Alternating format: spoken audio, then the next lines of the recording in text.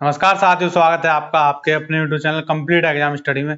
तो जैसा कि आपको पता है, एक लेटेस्ट न्यूज है बहुत ही इंपॉर्टेंट कि बीपीएससी 3 जो कि अगस्त में होने वाला था, उसका पेपर वो चुनाव एनडीए की सरकार आ गई है। इसी वजह से उन्होंने मार्च में ही इसकी वैकेंसी को पूरा करने की घोषणा कर दी है और इस पे उन्होंने सप्लीमेंट्री रिजल्ट इसीलिए रोका था।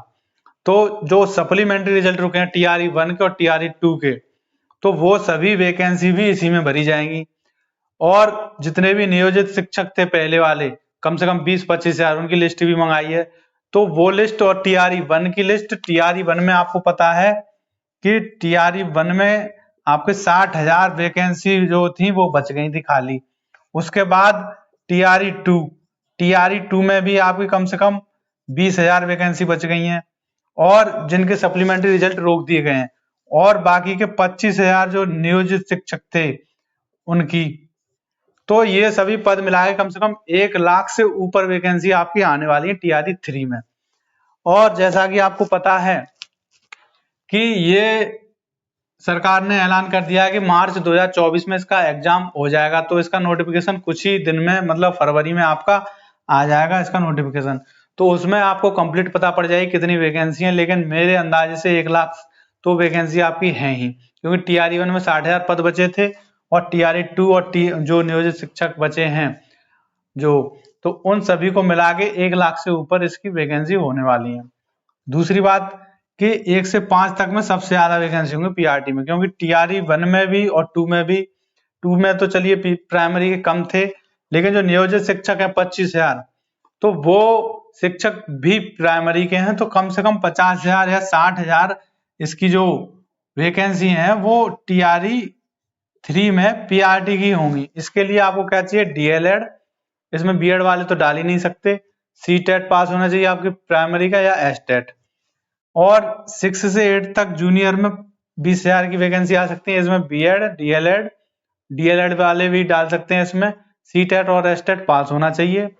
अब बात आती है कि सीटेट जो अभी आपका जुलाई, मतलब 21 जनवरी को हुआ है, उसको वैलिड माना जाएगा कि नहीं? तो उसको 100% वैलिड माना जाएगा, क्योंकि फरवरी में वैकेंसी और इसका रिजल्ट भी मार्च में आ सकता है। तो सरकार उनको चांस दे सकती है, क्योंकि नई नई सरकार आई है, ऐसा नहीं करेगी कि 1 महीने के अंतर पे बच्चों को जो सीटेट पास हैं उनको रोक दिया जाए।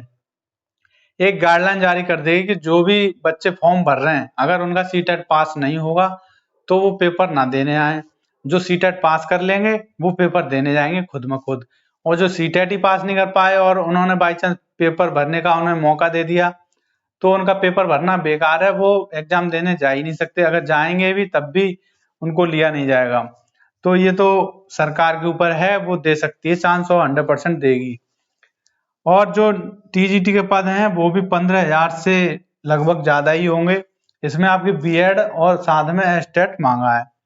और पीजीटी के पद 1 से 12, वो भी 15,000। इसमें वैकेंसी टीआरई 1 में भी बच गई थी, 2 में भी बहुत बची थी, और नियोजित की तो बात ही खत्म। तो इसमें क्या चाहिए? आपका एस्टेट चाहिए इसमें। तो ये है बहुत ही, ये भर्ती अब मैं आपको बता दूं कि टीआरई 2 और 1 से भी जल्दी होगी, अप्रैल में। मतलब इसका पेपर होने के बाद ही 1 महीने में इसके सारे कार्यक्रम हो जाएंगे, आचार संहिता लगने से पहले। इसीलिए ऐसा भी हो सकता है कि मार्च के शुरू पहले सप्ते में ही इसका एग्जाम हो जाए और मार्च में ही इसका रिजल्ट आ जाए, डीबी हो जाए, हर सब कुछ हो जाए, मतलब तेजी से होगा। रिजल्ट आने के बाद फिर डॉक्यूमेंट वेरिफिकेशन होगा, जो कि कम से कम 7 दिन में पूरा कंप्लीट कर लिया था टीआरई 1 में। तो टीआरई 3 में भी ये मार्च में भी कंप्लीट करा सकते हैं अगर सरकार चाहे। सरकार तो बस ऑर्डर दे देगी, बाकी का काम तो बीपीएससी करेगी। तो बीपीएससी इसको करा सकती है और ये वैकेंसी जल्दी से जल्दी होंगी।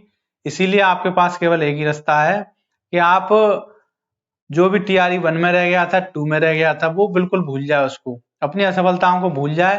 क्योंकि जब आप उनको भूल जाएंगे तभी आप टीआरई 3 की अच्छे से तैयारी कर पाएंगे। वरना आप उनको याद करते रहेंगे तो आपका कॉन्फिडेंस लूज होता रहेगा और इसकी तैयारी में वही आपका सबसे बड़ा मार्ग का रोड़ा बन जाएगा। इसीलिए उन दोनों असफलताओं को भूल जाइए। और जो फ्रेशर बच्चे हैं वो तो अपने एकदम दिल लगा के इसकी तैयारी शुरू कर दें टीआरई 3 की। जो भी अगर वो एप्लीकेबल हैं इसमें तो उसकी तैयारी शुरू कर दें। और जिनने सीटेट का पेपर दिया है, अच्छा हुआ है, तो वो भी इसकी तैयारी शुरू कर दें। उनको मौका जरूर मिलेगा। तो इसीलिए ये वैकेंसी बहुत जल्दी होने वाली है। इससे पहले कोई वैकेंसी, यूपी पुलिस में जो तैयारी कर रहे हैं ऐसे बच्चे अलग होंगे क्योंकि उनका सीटेट नहीं पास होगा, लेकिन जो टीचिंग की तैयारी कर रहे हैं तो वो इसमें लग जाएं। इसमें पेपर वही होगा 150 नंबर का, भाषा का क्वालिफाई हो सकती है भाषा, और अगर नंबर भी दिए जाएं तो भी इतने कोई ज्यादा नंबर नहीं मांगेंगे उसके। तो हिंदी की तैयारी करिए, लेकिन साथ में जीके की तैयारी अच्छे से करिए आप, बिहार का जीके और पूरे इंडिया का, वर्ल्ड का, और सामान्य ज्ञान और करंट अफेयर, ये आपको पढ़ना है। इसकी तैयारी जल्दी शुरू करिए, और जो टीजीटी और पीजीटी के ये अपने सब्जेक्ट की तैयारी करें। तो मिलते हैं अगली वीडियो में। Thank you.